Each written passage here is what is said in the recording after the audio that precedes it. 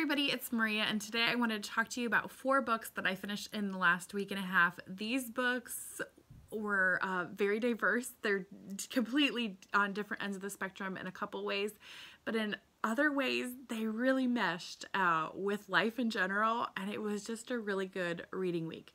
So I want to go ahead and jump right in because there's so many things I have to say. All right, the first book is How to Get Shit Done by Erin Falconer. This book, the subtitle is Why Women Need to Stop Doing Everything So They Can Achieve Anything. And this was a really great book. It had a lot of good nuggets of wisdom in it. It kind of reminded me a little bit of Tools of Titans, but shorter and more condensed with some personal stories thrown in. So if you are looking into how to make your life more intentional or productivity, this is a good one to pick up. The things that I really took away from it, first of all, don't wait for other people to make moves on your own life. That should be a duh thing, but a lot of times I feel like often we know things might come up, but we don't pursue them ourselves. We don't make things happen. And so this book is a little bit about how to make things happen for yourself. Have a couple different things going at one time so that you're not in limbo waiting for somebody else to make a decision, because that's no way to do life. The second thing I really liked and took away from it was the idea of finding your you people, your tribe of people that are behind you, encouraging you, listening to your ideas, and giving you good feedback, and not just telling you all of your thoughts are great, and not also trying to sabotage you. So the way that they did this, she talks about, is make a Venn diagram of people, and in one list put the people who really who are the people that you call when you have good news that you want to share, who are the people that you get most excited about sharing the good stuff of life with, and then do another list of who are the people you call when everything's falling apart and you need somebody to listen to you and to give you some feedback. And where those two circles meet, that is your you group. Those are your people that are your tribe, that are behind you, and cherish those people, put energy into those relationships, and maybe don't put as much energy into the ones that aren't part of that, and that's okay. The third thing I liked, which I've heard several places, is pick 3 things to focus on. Don't try and do all the things, because you can't. Pick 3 things. And what I liked about this particular book is that she talks about having 3 different goals that you're always kind of working on with action steps. The first one should be a relational goal. The second one should be something more personal. And the third one could be more work related. So in those 3 things, you're thinking about what do you want to focus on in those 3 areas of life. And then once you feel like you've got that under control, then you can add something else different in. But put action steps in with those 3 things in mind. Don't try and focus on a lot of other things. And then the fourth thing that I really like is, again, just like in Tools of Titans, she talks about being intentional and taking breaks. This is super important because I feel like we are constantly feeling like we have to be productive. We have to always have our fingers doing movement, checking up on things, responding to comments, responding to people, emails, texting, Instagram, all of it. And really, it's just not necessary. We need to take breaks or we're just constantly depleted. And she shares some really fun, delightful stories about going away to France. Her husband is French, and visiting France, family there, and working the whole time and feeling completely depleted, like she had no energy left and couldn't figure out why everybody was almost kind of laughing about it. And they didn't take it personally. It was just her decision. But the more she thought about it, the more she realized that it wasn't helping her productivity at all. To do more than what she felt called to just wasn't necessary. They talk about how in France, apparently, it is not a thing to call people from work when you're on vacation, when you're on vacation time. And I thought that was just brilliant, because a lot of times I feel like, especially when she works on the internet, so work is everywhere. So you have to impose your own boundaries. And I think she thinks that's really important. What I liked, okay, so this book really tied in with the next book I'm going to talk to you about, because, well, you'll get it. The next book I'm going to talk to you about is The Knockoff. This is by Lucy Sykes and Joe Piazza, I think. This book I heard recommended on the Modern Mrs. Darcy, which is a podcast that I follow. I'd heard about it. It sounded funny and like a light, fluffy read, and I like to have those occasionally. However, Anne Bogle talked about how it was also very smart and not your typical fluff. So I listened to those comments. Well, I saw it at the library and decided, you know, I really did need a fluffy read, so I picked it up. And this was way better. I read it in less than 24 hours. I couldn't put it down. It was so good.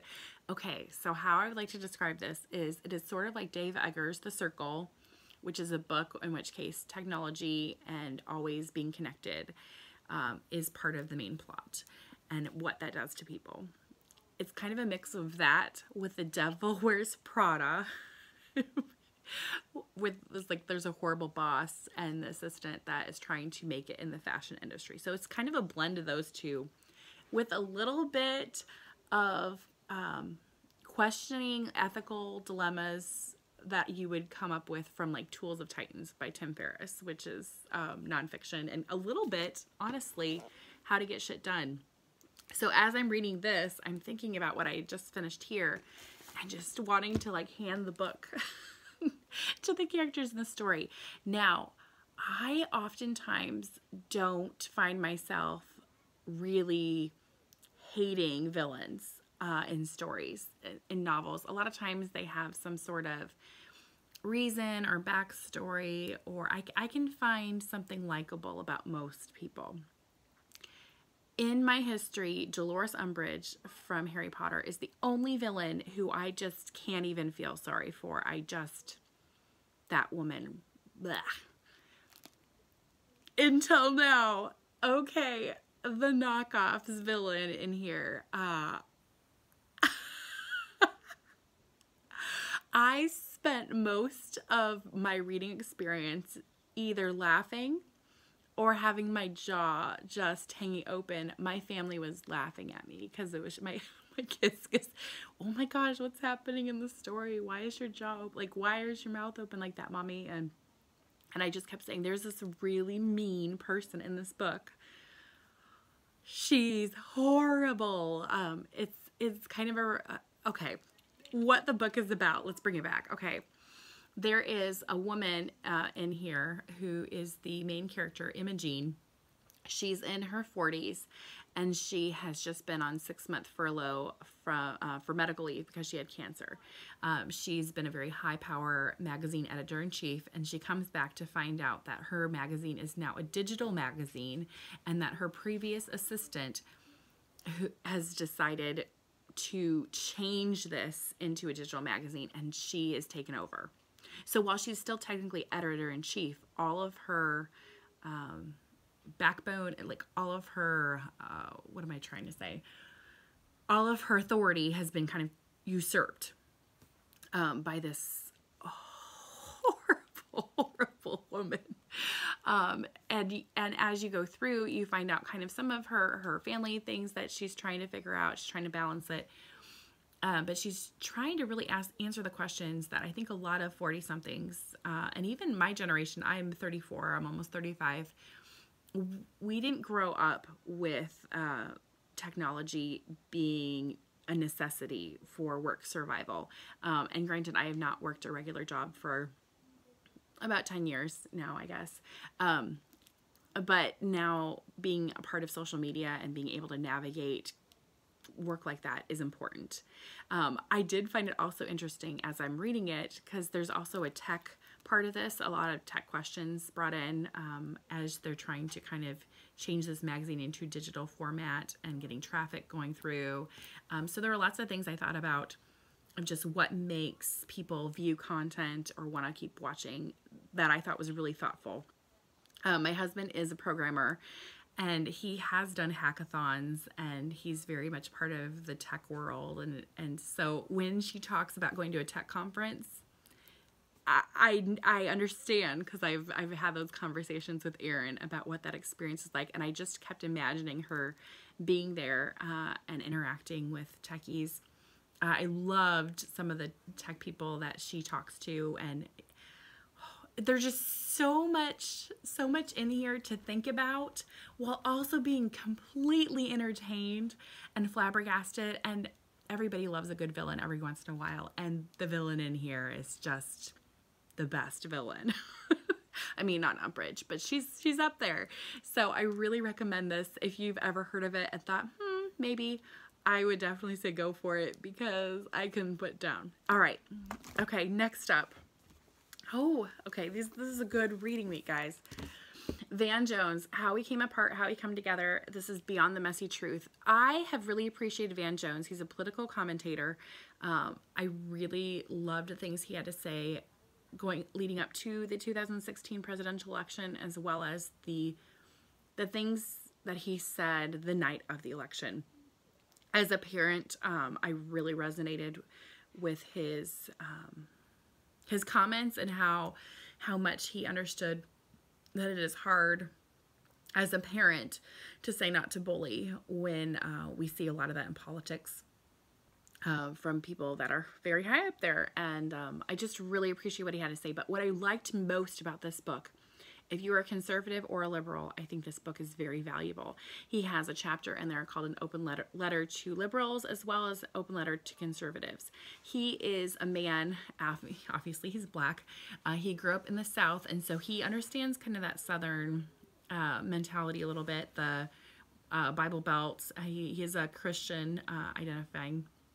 And so he talks about how liberals need to do a better job about being accommodating to those people of faith. And I agree with that. I'm a Christian, and I also agree that sometimes liberals lump everybody together, and that's not necessarily fair. But he also talks about, he gives examples, specific examples of people he's met for both sides to kind of identify with and ask questions to themselves about what they've previously thought. So I really liked that. I enjoy that he brought up several issues that people have been bipartisan on. I didn't realize prison reform is something that conservatives and liberals have been trying to go to the aisle on and work together on. That's really important. One of the statistics he said in here was we have, as the United States, 5% of the world's population and 25% of the world's inmates, and that's ridiculous.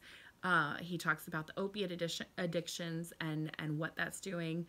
He talked about tech jobs as well as clean tech, and how we need to move into a different workspace. He's very honest and blunt. He does not lie or cushion blows, but he does it in a kind way. He does it in an understanding way, and I really, really recommend this book no matter where your political ideologies fall. Lastly is Salvage the Bones by Jesmyn Ward. I buddy read this with Patrice Jones, who is like everybody's favorite buddy reader, Patrice. Jesmyn Ward is a woman I have loved reading. I'm still halfway through Sing, Unburied Sing, but I had to take a break. Men We Reaped was one of the best memoirs I've ever read. I adored that book. Nobody paints a picture like Jesmyn Ward. That said, she doesn't paint pretty pictures. The people in her stories are raw. They are the underdog, really. She writes about the lower class America. Oftentimes, I think she's only written about African Americans. This story is a novel about a family leading up to Hurricane Katrina in New Orleans area, and what that's like.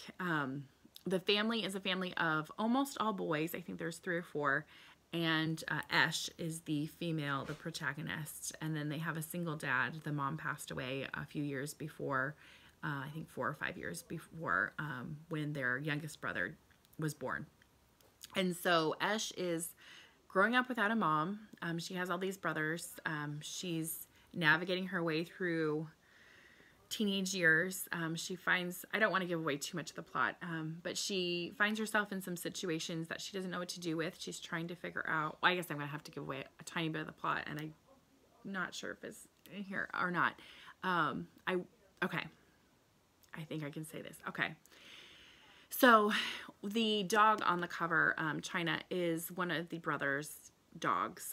They do dog fighting, which again is something that she will write about. If you do not have a strong stomach, she might not be the writer for you. But I think she's totally worth reading. The first half of the book was a little bit slower starting for me than I normally like. But she's trying to paint a picture.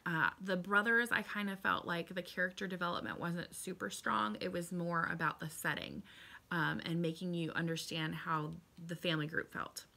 That said, leading up to Hurricane Katrina, you kind of already have this gut-sinking feeling in your belly because you know something bad's going to get worse.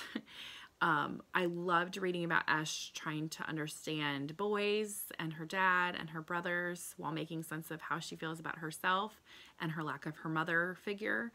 She kind of looks at China the dog, who has recently had puppies, as what a mother should be like, and trying to understand if being a mother makes you stronger because you have something to fight for, or if it makes you weaker because you have that life that was part of you outside of your body that you have no control over. And that is the reason I really recommend this book, because that question still sticks with me a week and a half after I read that particular part. I think motherhood makes you stronger, but it hurts hard sometimes. So really appreciated it. I will also say that I read the last 3 or 4 chapters, which are the hurricane and the aftermath. I read them maybe mistakenly or really well done, I'm not sure, while I was in the bath, because I like to read in the bath. And then there was a storm that came and there was hail outside the window, and I actually had to get out of the bath and go read by my husband on the sofa, because I was like, when you're reading about houses flooding, you're in the bathtub and there's a hailstorm on the outside of your window, it's just a little too real. So I don't know, if you need to set the mood, wait for a stormy day. I really recommend Salvage the Bones. Again, if you don't have a good stomach, don't go, wait. If you're having some tough questions about parenthood or motherhood, I would probably also wait. But that said, it's a really good book to get to if you can get past the first kind of slow start. That is what I've read in the last week and a half.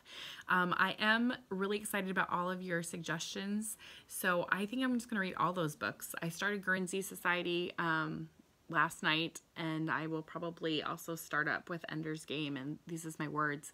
And I have a buddy read, I think, starting up in the next 2 weeks of I Capture the Castle. So thank you for all of your great input on that, guys. It was really helpful. I will talk to you all later. Bye.